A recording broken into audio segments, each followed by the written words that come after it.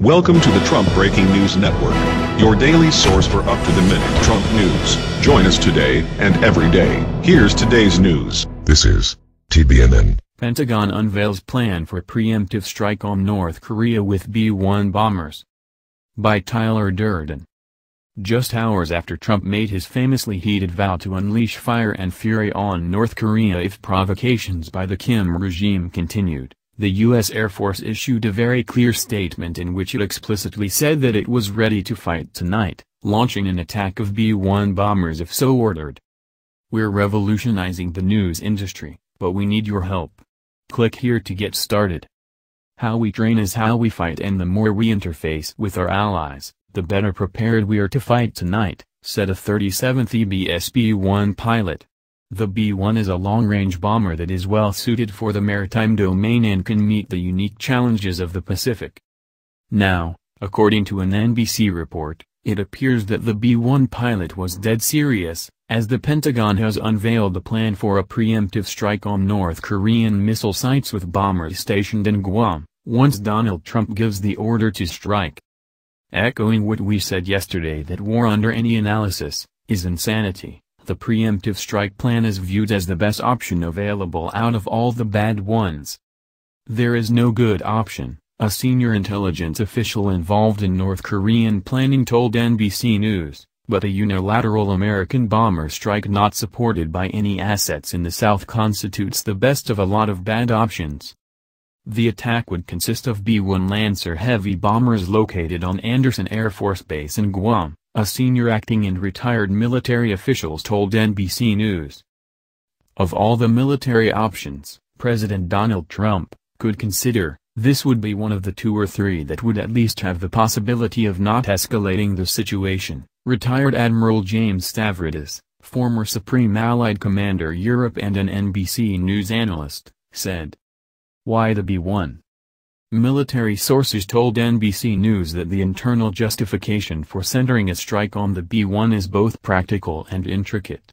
The B-1 has the largest internal payload of any current bomber in the U.S. arsenal. A pair of bombers can carry a mix of weapons in 3 separate bomb bays, as many as 168 500-pound bombs, or more likely, according to military sources, the new Joint Air-to-Surface Standoff Missile, Extended Range, JASSM-ER, a highly accurate missile with a range of 500 nautical miles, allowing the missile to be fired from well outside North Korean territory. There is another important consideration. According to one senior military officer, the B-1 has also been selected because it has the added benefit of not being able to carry nuclear weapons. Military planners think that will signal China, Russia, and Pyongyang that the U.S. is not trying to escalate an already bad situation any further. The plan explains why in recent weeks pairs of B-1s have conducted 11 practice runs of a similar mission since the end of May, the last taking place on Monday, around the time Trump and Kim were exchanging unpleasantries in the media, with the training has accelerated since May, according to officials. In an actual mission, NBC notes that the non-nuclear bombers would be supported by satellites and drones and surrounded by fighter jets as well as aerial refueling and electronic warfare planes. There are currently at least 6 B-1 bombers on Andersen Air Force Base, which is located some 3,200 kilometers from North Korea. If given the command, these strategic bombers would target around 24 North Korean missile launch sites, testing grounds and support facilities according to sources cited by NBC. Asked about the B-1 bomber plan, 2 U.S. officials told NBC News that the bombers were among the options under consideration but not the only option. NBC points out that action would come from air, land and sea, and cyber. Of course, as we elaborated yesterday, striking North Korea is certain to prompt an immediate and deadly response that could involve targets as near as Seoul, just 40 miles from the border, or as far away as Andersen AFB, according to Admiral Stavridis. The use of the B-1 bombers to actually drop bombs and destroy Korean infrastructure and kill North Koreans would cause an escalation, said Stavridis. Kim Jong-un would be compelled to respond. He would lash out militarily, at a minimum against South Korea, and potentially at long-range targets, perhaps including Guam, That's a bad set of outcomes from where we sit now. Diplomacy remains the lead, said General Terrence J. O'Shaughnessy, the U.S. Pacific Air Force's commander, after the B-1 bomber's late May training run. However, we have a responsibility to our allies and our nation to showcase our unwavering commitment while planning for the worst-case scenario. If called upon, we are ready to respond with rapid, lethal, and overwhelming force at a time and place of our choosing. Finally, should the worst-case scenario be put in play, and conventional war is launched, here is what Capital Economics predicted would be the drastic economic consequences from even a contained, non-nuclear war. North Korea's conventional forces, which include 700,000 men under arms and tens of thousands of artillery pieces, would be able to cause immense damage to the South Korean economy. If the North was able to set off a nuclear bomb in South Korea, the consequences would be even greater. Many of the main targets in South Korea are located close to the border with the North. The capital, Seoul, which accounts for roughly a fifth of the country's population and economy, is located just 35 miles from the North Korean border, and would be a prime target.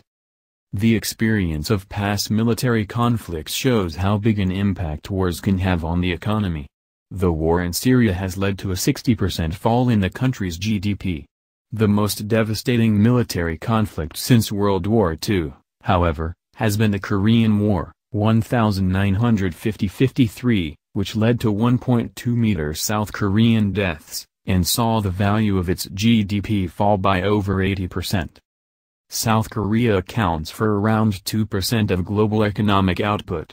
A 50% fall in South Korean GDP would directly knock 1% off global GDP. But there would also be indirect effects to consider. The main one is the disruption it would cause to global supply chains, which have been made more vulnerable by the introduction of just-in-time delivery systems. Months after the Thai floods had receded in 2011, electronics and automotive factories across the world were still reporting shortages. The impact of a war in Korea would be much bigger. South Korea exports 3 times as many intermediate products as Thailand. In particular, South Korea is the biggest producer of liquid crystal displays in the world, 40% of the global total, and the second biggest of semiconductors, 17% market share.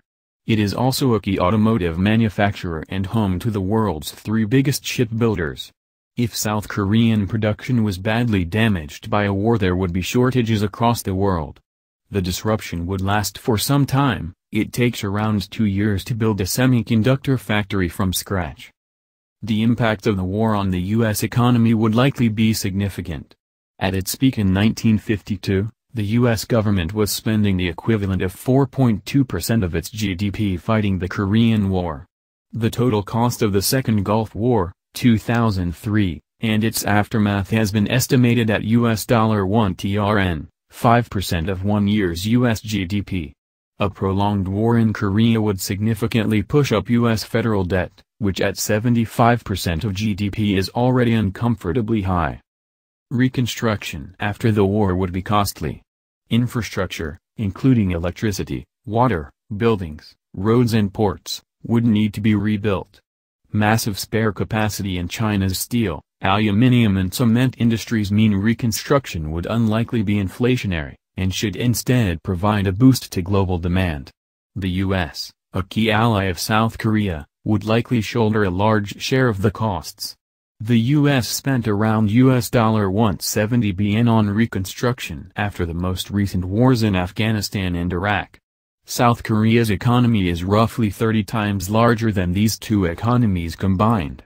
If the U.S. were to spend proportionally the same amount on reconstruction in Korea as it did in Iraq and Afghanistan, it would add another 30% of GDP to its national debt.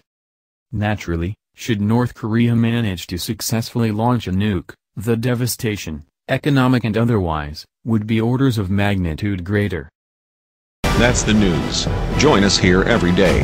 Be sure to subscribe and click the bell. See you next time. This is TBNN.